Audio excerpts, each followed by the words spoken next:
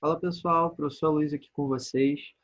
Hoje, para darmos continuidade ao nosso estudo de biologia, sendo mais específicos, nós vamos falar hoje do assunto 9. Nós vamos introduzir o tema de seres vivos. Seres vivos vão ser, né, os tópicos. Os seres vivos vão ser os tópicos, né, das nossas próximas aulas, beleza, galera? Hoje nós vamos dar uma introdução, nós vamos ver a classificação de alguns seres vivos. E como vocês podem ver nessa foto, que eu botei ela de propósito, é interessante a gente ver algumas coisas. Toda vez que a gente fala de seres vivos, né, galera, a gente tem o hábito de pensar muito em animais, né? Só que, poxa, vai muito além, né? Animais, vegetais, bactérias, fungos e uma gama de seres vivos, né, gente? Isso aqui é só um exemplo de como a gente vai ter que expandir um pouco do conceito de ser vivo. E para isso, vamos fazer o seguinte, vamos começar a ver também o seguinte, o que é um ser vivo? Qual é a característica de um ser vivo, né? Como a gente define o que é ou o que não é ser vivo? A gente usa assim como regra, né? Como base, lembrando, isso aqui é uma base, três características. A presença de células, metabolismo próprio, ou seja, capacidade de gerar energia, consumir alimento, e uma capacidade reprodutiva, ter material genético, por exemplo, DNA, tá? Só que isso aqui é uma base que a gente usa, é usada até hoje, só que nesse primeiro momento aqui, a gente já vai ver que teremos alguns debates, tá? Mas, como vídeo de regra, a gente aceita essas três características como necessárias para representar um ser vivo. Só que quando você começa a estudar seres vivos como um todo, você, no mundo, tem um problema. As pessoas estudam seres vivos em todo canto. E a gente, para acabar encaixando os seres vivos, tem que criar um padrão, tem que criar uma, digamos assim, classificação. No caso, foi criada, né, a classificação taxonômica, né, que a gente usa até hoje, óbvio que com uma ou outra alteração, e sempre dividindo de que forma, né? Vamos usar algumas das formas que a gente usa, né?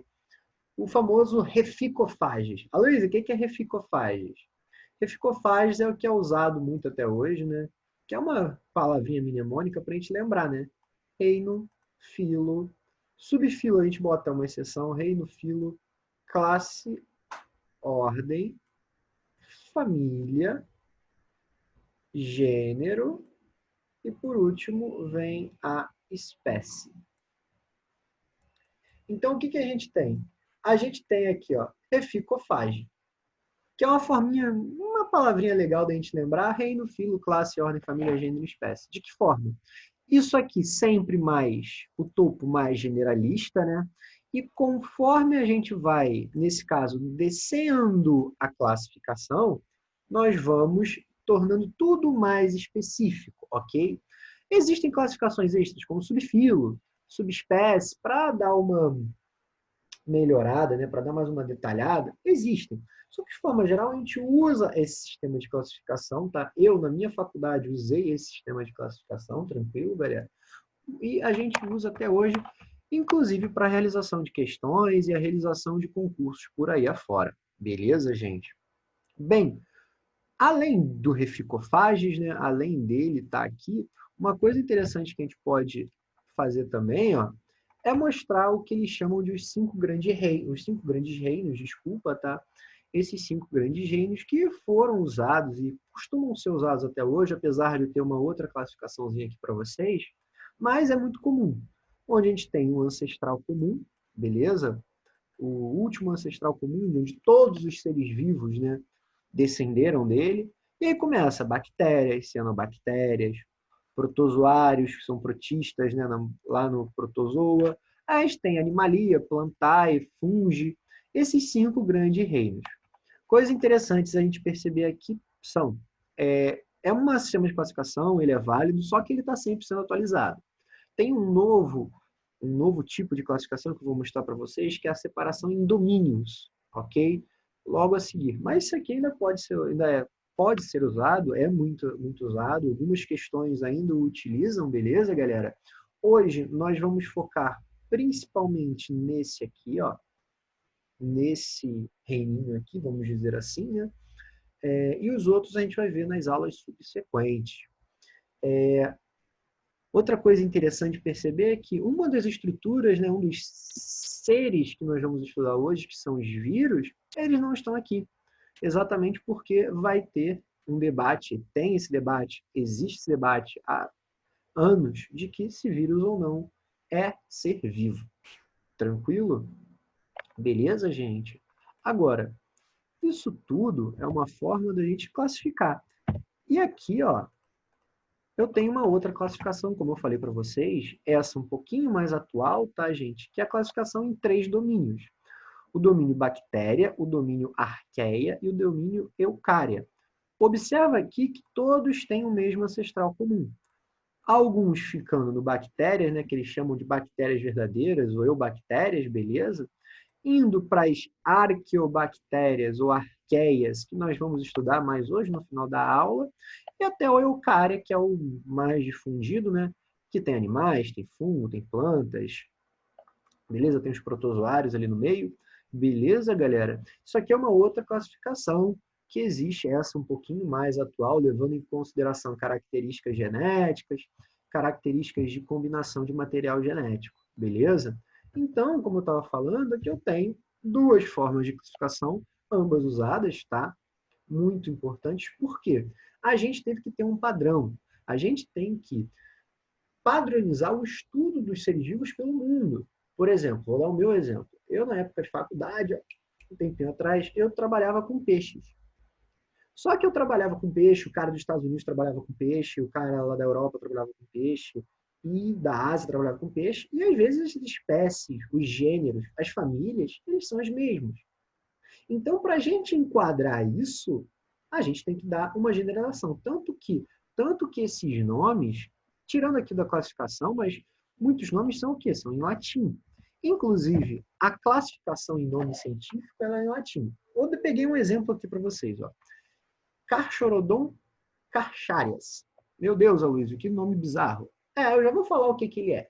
Já vamos falar ele. Só que coisa interessante para falar sobre a nomenclatura científica. Primeiro, vai ser sempre o gênero, depois vem a nossa querida espécie. Independente do texto que você esteja falando, esse texto, essa palavra, né, o nome científico, ele tem que vir marcado. Nesse caso aqui, eu botei a escrita, nesse caso aqui, ó, eu botei a escrita em itálico. Poderia vir sublinhado também. Tranquilo? Você pode fazer as 2 coisas. Outra coisa interessante da gente perceber. O gênero, ó, a primeira letra, ela é o quê? Ela é maiúscula, ela é caixa alta. Enquanto a espécie, ela vem, ó, normal, vem no diminutivo. Ok?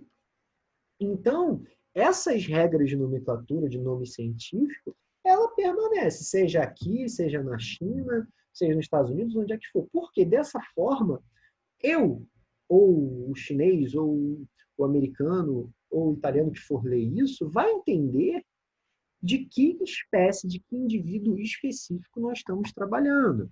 Então, quando você for escrever, quando você for falar sobre um nome científico, você tem que usar essa escrita. Agora, quem é esse cara, né? Quem é esse Carcharodon carcharias?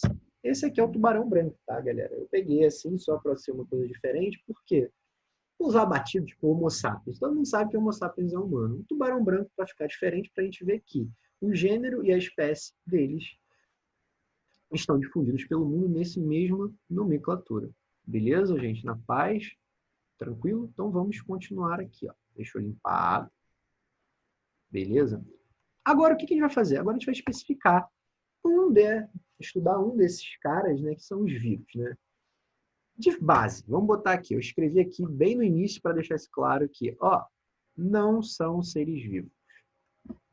Pô, Luiz, como é que você está botando numa aula de seres vivos os vírus que não são seres vivos? Então, apesar de tudo, os vírus a gente vai encaixar aqui por quê? Para a classificação científica, eles não são seres vivos. Porém, contudo, todavia, eles apresentam material genético e eles conseguem fazer reprodução. mesmo que eles precisem de um hospedeiro, sim, eles apresentam a caracterização que a gente chama de parasitas intracelulares obrigatórios. Eles precisam de um hospedeiro, de uma célula hospedeira, para conseguir se reproduzir, para ter um metabolismo. No caso, existe essa discussão até hoje se eles são ou não seres vivos por causa de que eles não têm célula. Eles não têm um metabolismo próprio, apesar do DNA, apesar da capacidade reprodutiva, que surge apenas se tiver dentro de uma outra célula. Só que é aquilo, né? É uma estrutura que consegue te infectar, é uma estrutura que causa doenças, como a gente pode perceber no momento atual. Então, é ou não é ser vivo? Fica o questionamento. O debate vai existir e, sem te usar apenas a definição nua e crua, não é ser vivo. Agora, ele te infecta, ele consegue te matar. É ser vivo ou não é? Mas, enfim, isso é um debate para outra hora. Vamos ver algumas características. Existem dois tipos de vírus, né? A gente tem o que a gente chama de vírus bacteriófago, esse é mais comum, ataca bactérias, beleza? Temos aqui a estrutura protetora proteica chamada de capsídio. Deixa eu até tirar aqui na frente, ó, o capsídio, que é uma estrutura bonitinha feita através de capsômeros, beleza? Esse carinha infecta bactérias. Enquanto a gente tem aqui do lado, outros tipos de vírus que infectam células humanas. E esses vírus podem ser envelopados ou não envelopados. O que significa isso? O vírus ele não muda. Tem um capsídio, a estrutura similar a essa aqui. Tem um material genético aqui. Eu botei ácido nucleico, ele pode ser DNA, pode ser RNA, enfim. Só que esse aqui só tem o capsídio. Tem vírus envelopados que possuem um envelope extra feito de lipídios, uma membrana lipídica extra, tá? Que protege o capsídio ácido nucleico. Tranquilo, gente? Então, o vírus em si, a estrutura dele, tem que ser muito simples. Porque ele é um ser, entre aspas, que só tem uma função: invadir um hospedeiro e reproduzir. Suave, gente, na paz. Agora, a sua reprodução ela é variável. Aqui eu tenho dois tipos de forma de reprodução. Um ciclo que a gente chama de lítio e outro ciclo que a gente chama de lisogênico. Vamos lá, vamos começar pelo lisogênico primeiro, até porque a ordem não muda. Vamos começar aqui, ó. O vírus, um bacteriófago, né, vai jogar o seu material genético para dentro do corpo, para dentro da célula de uma bactéria. Esse material genético ele vai se misturar ao material genético hospedeiro e vai se infiltrar lá dentro, vai ficar lá quietinho. Só que quando a bactéria reproduzir aqui, ó, as novas bactérias que forem surgindo, elas surgem com um DNA viral ali dentro. Isso é um ciclo lisogênico. O DNA viral ele fica ali paradinho, só esperando. E em determinado momento, esse DNA viral se torna ativo. Ele começa a usar o material da célula, as estruturas tipo ribossomo, organelas, para começar a sintetizar novos vírus, a aumentar o número do seu material genético. Começa a gerar mais capsídeos, começa a gerar, até um ponto em que ele estoura, liberando novos vírus para o meio ambiente e o ciclo se recomeça.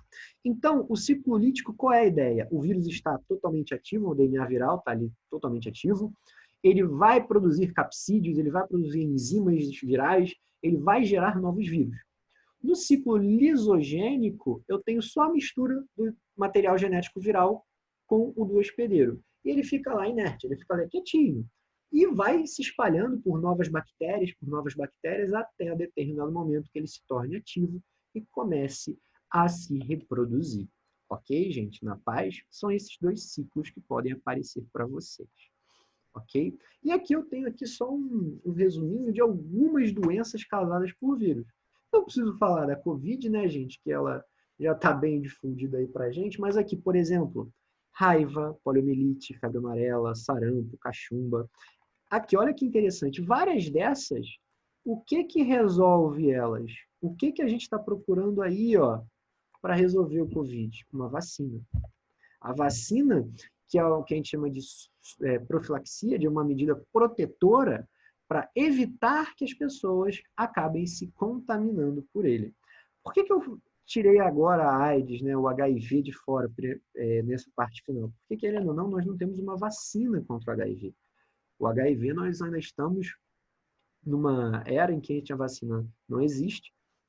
Porém, contudo, todavia, nós temos zilhões de tratamentos e formas de prevenção contra o HIV, tornando ele bem mais fácil de controlar do que, por exemplo, o Covid, que está aí sem tratamento e sem vacina.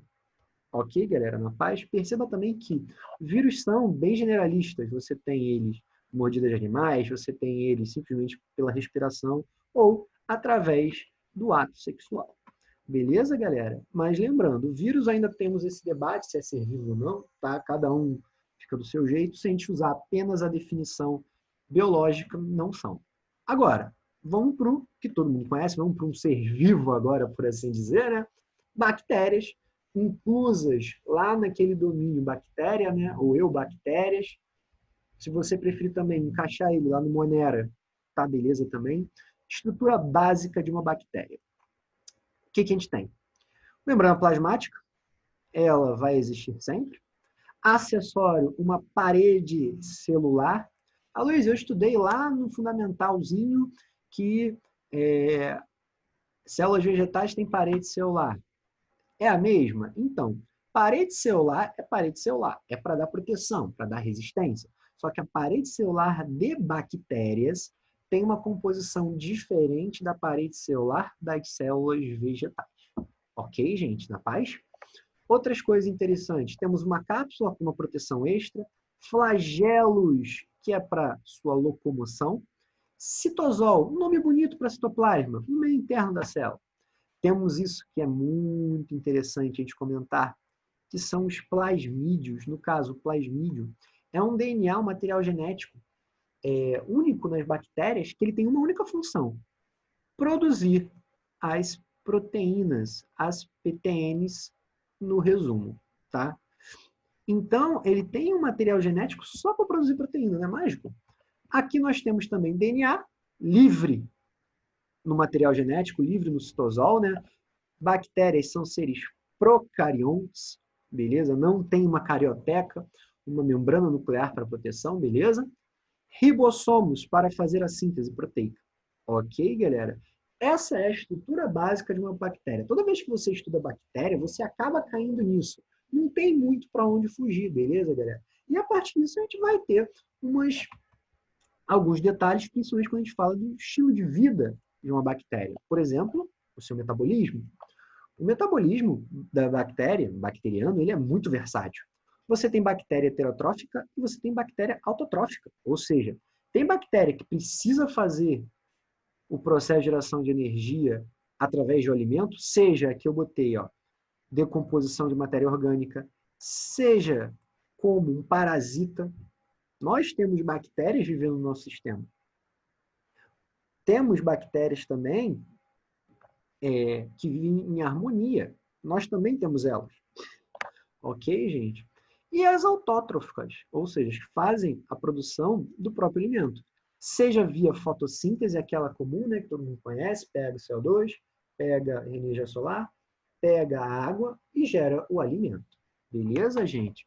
Só que tem outras que nem sempre precisam dessa clorofila. Às vezes, a gente tem outras formas, como, às vezes, utilizando o gás sulfídrico, beleza?